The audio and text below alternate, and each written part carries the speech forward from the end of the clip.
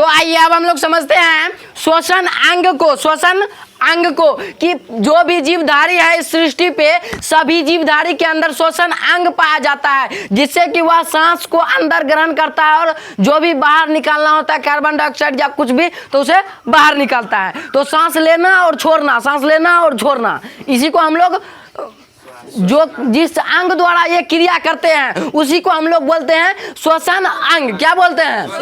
श्वसन अंग। जिस अंग द्वारा सांस को लेंगे और छोड़ेंगे उसको क्या बोलेंगे? श्वसन अंग। लेकिन मुख्य रूप से लेमा को ही हम लोग कहते हैं श्वसन अंग। देखो जो भी श्वसन अंग को समझने वाले क्या समझने वाले हैं? श्वसन अंग को समझने वाले हैं। श्वसन अंग को ध्यान से समझो। एक तो जीव है, इधर लिखे हुए हैं किस जीव में, और इधर जीव का श्वसन अंग लिखे, उस जीव में कौन सा श्वसन अंग है। जैसे जितने भी स्तनधारी प्राणी हैं, स्तनधारी प्राणी बोले तो क्या, जिसके बाह्य कान होते हैं, जिसके शरीर पर बाल होते हैं, मतलब कि जो कि अपने बच्चे को दूध पिलाता है, दूध पिला करके बड़ा करता है, उसको हम लोग बोलते हैं स्तनधारी। क्या बोलते हैं उसको? स्तनधारी उसको बोलते हैं। क्या बोलते हैं?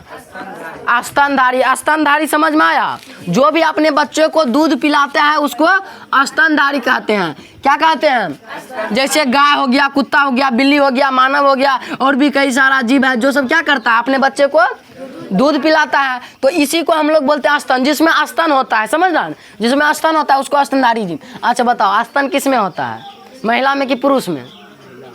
महिला में। मारेंगे दूध आप, महिला पुरुष दोनों में होता है। महिला में विकसित हो जाता है और पुरुष में विकसित नहीं होता है। आज जाके देखना, समझा?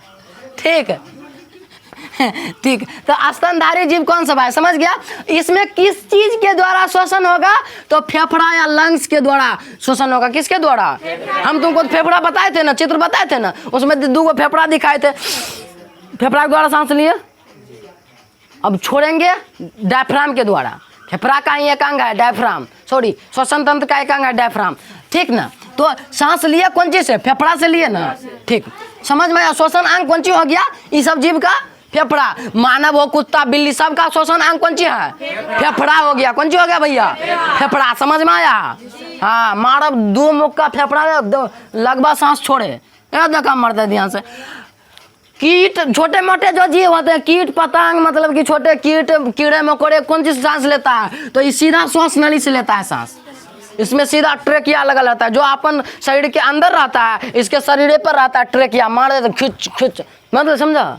ठीक, ट्रेकिया द्वारा। तो छोटे मोटे जो भी जीव हैं, कीट पतंग, आगे बढ़ते हैं। जलीय जीव जो भी है, कौन? जलीय जीव। जलीय जीव किस चीज के द्वारा लेता है? गिल्स के द्वारा। उसके शरीर पर रहता है गिल्स, गिल्स के द्वारा लेता है। जैसे मान लो मछली है, मछली के गल्फर रहता है, गल्फर के अंदर रहता है गिल्स, उसी को बोलते हैं गिल्स। 2 लगल रहता है, उसको क्या बोलते हैं? गिल्स।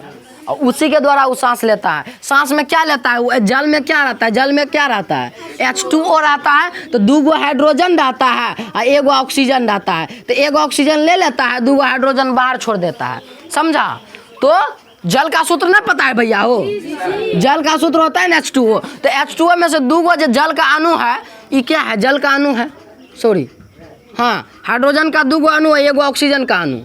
तो 1 ऑक्सीजन का अणु ले लेता है। जब हम लोग क्या लेते हैं, जैसे मतलब कि श्वसन के रूप में क्या ऑक्सीजन ले लेते हैं भैया? हो, तो ये ऑक्सीजन ले लेता है, 2 हाइड्रोजन बाहर निकाल देते हैं। जैसे हम लोग कार्बन डाइऑक्साइड बाहर निकाल देते हैं, ऑक्सीजन ले लेते हैं। उसी प्रकार से जो मछली है, जलीय जीव बोले तो मछली, जो मछली है किस चीज के द्वारा सांस लेगा?